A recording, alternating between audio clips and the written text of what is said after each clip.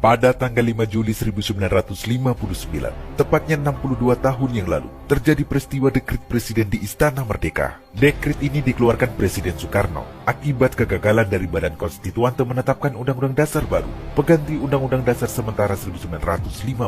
Selain itu, adanya desakan untuk kembali ke Undang-Undang Dasar 1945, serta rentetan peristiwa politik untuk menyelamatkan negara. Maka, pada hari Minggu tanggal 5 Juli tahun 1959 pukul 17.00 waktu Indonesia Barat, Presiden Soekarno mengeluarkan dekret yang diumumkan secara resmi di Istana Merdeka, Jakarta. Dekret Presiden merupakan bagian yang tidak dapat dipisahkan dari sejarah bangsa Indonesia. Sebab, melalui keputusan ini, Undang-Undang Dasar 1945 ditetapkan kembali sebagai konstitusi negara.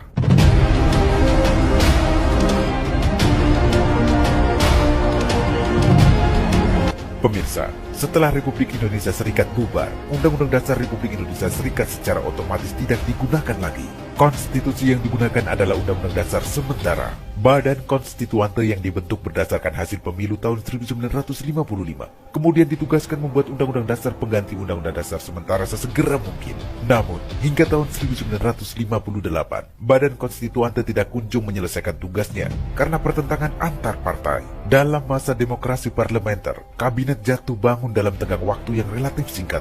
Hal ini berdampak pada instabilitas pemerintahan. Keadaan ini mencerminkan kekurangmampuan pelaku-pelaku utama demokrasi dalam mengelola pemerintahan negara, minimnya pengalaman dan terpolarisasinya masyarakat dalam kelompok-kelompok ideologis politis yang kuat. Tak ada satu kabinet pun dalam masa demokrasi parlementer ini mampu memberi jaminan untuk dapat melaksanakan fungsi-fungsi pelayanan dan pembangunan masyarakat secara memadai, serta fungsi memelihara persatuan bangsa.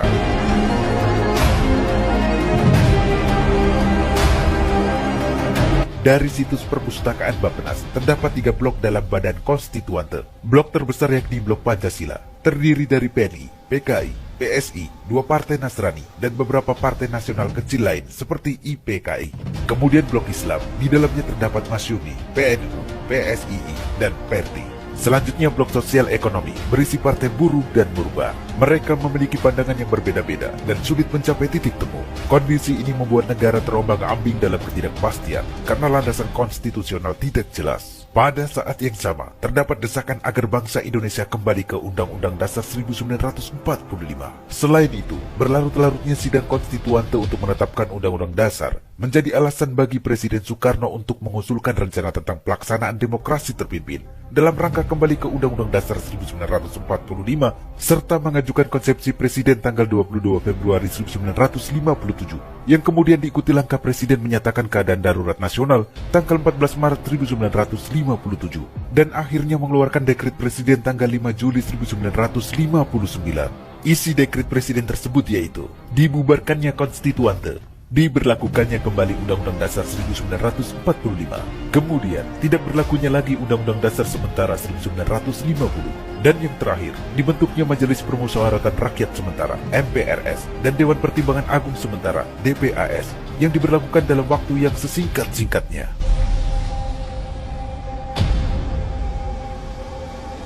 Pemirsa, dekret Presiden mendapat dukungan penuh dari masyarakat Indonesia. Sedangkan Kepala Staf Angkatan Darat Kolonel A.H. Nasution mengeluarkan perintah harian kepada seluruh anggota TNI Angkatan Darat untuk mengamankan dekret Presiden. Mahkamah Agung membenarkan dekret tersebut.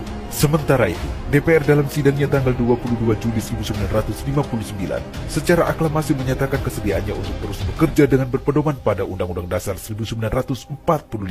Dengan dekret ini, mulailah masa demokrasi terpimpin dan berakhirlah masa demokrasi liberal dan sistem parlementer. Menurut Undang-Undang Dasar 1945, demokrasi terpimpin mengandung pengertian kedaulatan rakyat yang dipimpin oleh hikmat kebijaksanaan dalam permusyawaratan atau perwakilan.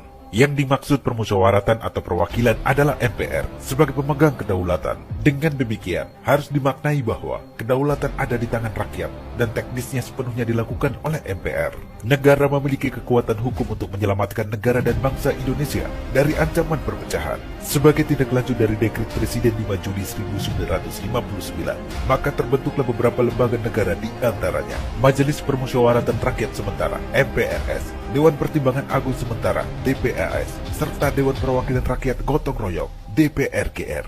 Presiden Soekarno berpidato pada tanggal 17 Agustus 1959 yang berjudul Penemuan Kembali Revolusi Kita. Pidato yang terkenal dengan sebutan Manifesto Politik Republik Indonesia ini oleh DPAS dan MPRS dijadikan sebagai garis-garis besar haluan negara.